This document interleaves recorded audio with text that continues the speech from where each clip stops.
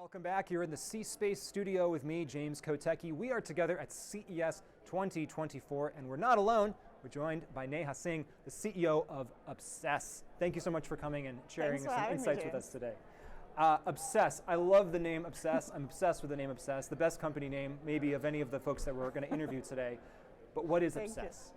So Obsess is an immersive shopping platform. Our mission is to reinvent the online shopping interface. So if you think about any e-commerce website today, right, you have a grid of thumbnails on a white background. Whether you're shopping for fashion, beauty, any category, it's exactly the same as buying toothpaste on Amazon, right? Like the interface looks the same. And this interface was created 25 years ago to sell books, but it hasn't changed since then. So what Obsess is doing is creating immersive shopping experiences that really put the consumer in the experience of the brand in a whole 3D branded environment. So it's sort of like bringing gaming into shopping. So the same kind of interface you play in games, which is full 3D environments, you can browse through them, navigate through them. We are bringing that into shopping. So are we talking about doing that on a traditional flat screen, in VR, AR, or all of the above? All of the above, but the majority of our users are on their mobile devices, so that's where we are mobile first, mobile optimized, and it's all accessible via the web. So you just open a link from Instagram, it'll open right there in the in-app browser in Instagram, or an email, SMS on the website. So it's super easy to access, making VR essentially very accessible to users and to brands. But also, more recently, we launched on the Oculus Meta Quest last year, and we are launching with the Apple Vision Pro in February. Great.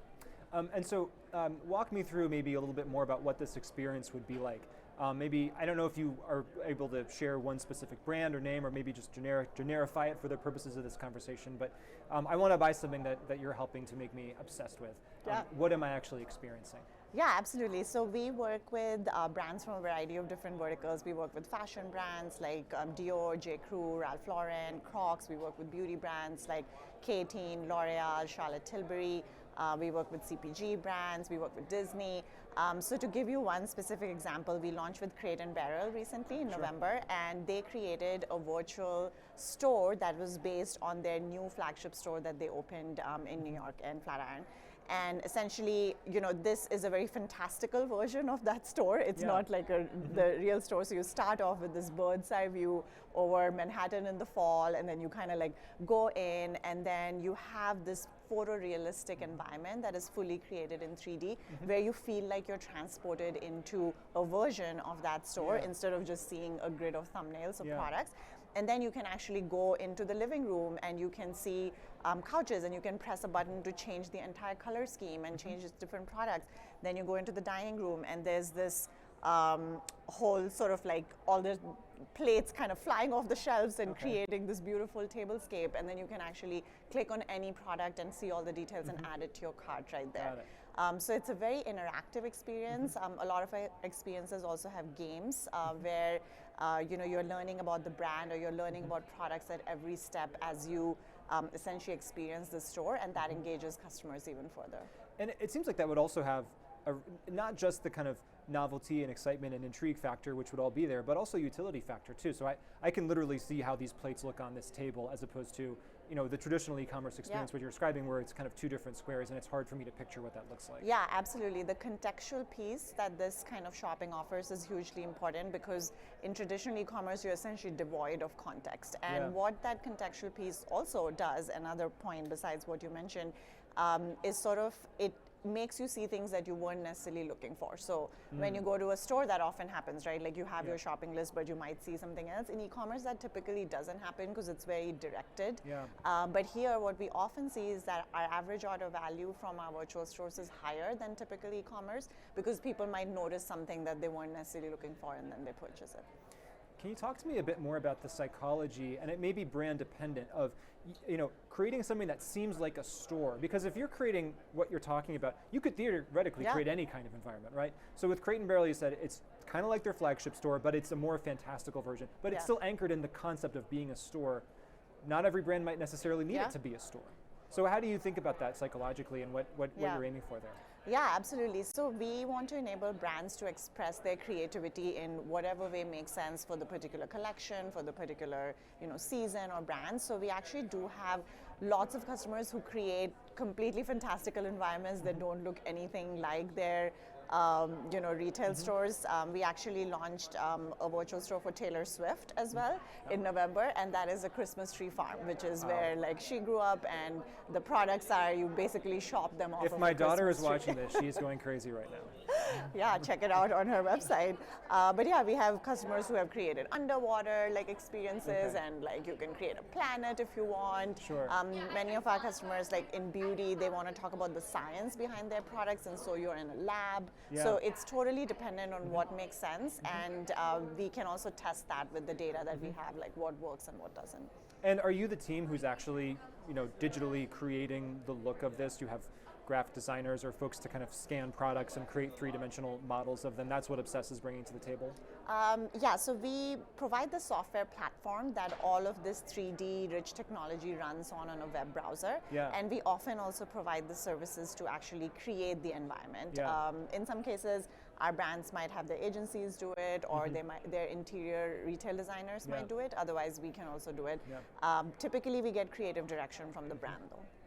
It's interesting what people are able to do even with smartphones these days as far as scanning an object, and then you can have a 3D version of that object on your phone that you can interact with, and it looks really pretty good, right? And maybe for your purposes, you might still need a graphic designer to kind of come over top of that. But as a starting point, it's not bad. So I imagine that there's going to be increased ubiquity for this kind of use case. Yeah, absolutely. I mean, we firmly believe that the future of the internet is 3D, because ultimately, our real world is 3D. The reason we are used to these flat screens has just been because of limitations of technology, right? But now as chips are getting more powerful, GPUs are processing faster, like our digital interface becomes closer and closer to the real world. Real world is visual, it's all around us, it's 3D, and ultimately our digital interface will become very much like that. And these are all the starting points to that ultimate future, where you can now start to easily scan products in 3D. You can have 3D environments that are running on your phone, and ultimately you'll be able to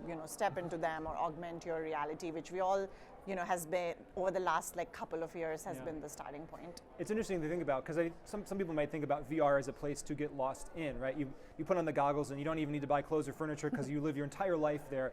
It sounds like what you're describing is maybe something a bit more nuanced and balanced, which is using those environments as a way to bring back to the real world something that you want, and how to create the real life reality of what you actually might want in your life. Yes, at the moment, all the products in our experiences are all physical products. So ultimately, what you're buying is something real that you're getting in hand. Yeah. So we talked obviously a lot about AR, VR. Another buzzword, the buzzword perhaps, is AI here at CES 2024. How are you thinking? Are you thinking about using AI in any interesting or novel ways that you want to highlight?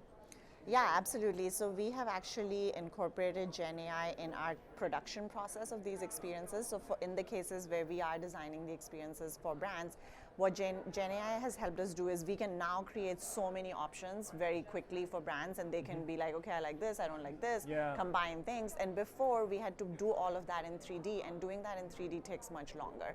So now if we can actually get that whole process down with the help of AI, and finalize what the brand wants, because as you even asked earlier, there's so many creative options here, and that has actually cut down our production time and our go-to-market time for virtual stores. And then the other thing that we are using it for is to create more content in stores. So we see from our data that the more content we can add to these experiences, the higher the purchase conversion rate is. So for example, one of our stores is a baby registry, and so there you can plug your due date, and it will use Gen AI to find all the names that are most common for that date and things like that. And so you can imagine the possibilities of what before somebody would have to kind of do manually on the brand side to produce this content. Now it's all automated, and we can make the experience more interesting. So you mentioned a lot of great brands that you're already working with. So obviously all of this is here. What are you most excited about for what's next? Is there kind of a new, I mean, obviously, Apple's technology is maybe potentially the big one for the year, but is there a piece of technology or a thing that you're kind of waiting to click into place to kind of take you to the next level? Yeah. So for us, the biggest sort of next big shift in this on the horizon is personalization. And obviously personalization has been a buzzword regularly in e-commerce, but what it means in a 3D space is that we are, like, you can walk into a virtual store and it could greet you like, hello James. You would have a products based on what your purchasing history is, based on what your interests have been by browsing other places. And the complexity there is about rendering this dynamically in 3D for every person. And so that's a technology we are building now, and that's really ultimately our vision. And whatever ultimate device you will experience that on, we want the experience to be personalized to you. Today, the experience that you get is the same as what everybody else is getting, and that's going to change. And do you have other human characters, like an AI shopkeeper in there that's going to interact with me, or is there a philosophy around that, or is that also just kind of brand dependent? Yeah, so we can do it in a few different ways, but one of the ways that's super successful and people really engage with is having real people there as avatars who are shot on a green screen background. And so we often have like influencers or the brand designer like introducing you and welcoming you into the experience, and that gets super high engagement. And then now what we're also doing is creating more like 3D avatars of influencers who can be in the space. We also have AI sales associates who can help you answer questions. And if you get Taylor Swift in that Christmas tree farm, my daughter will never leave. That would have been amazing. And we're looking forward to seeing that. Neha Singh, CEO of Obsess, thank you for joining us in the C Space Studio today. Thank you so much, James. And thank you so much for watching. This is the C Space Studio. We're at CES 2024. I'm James Kotecki. Keep it right here, because more great conversations are just ahead.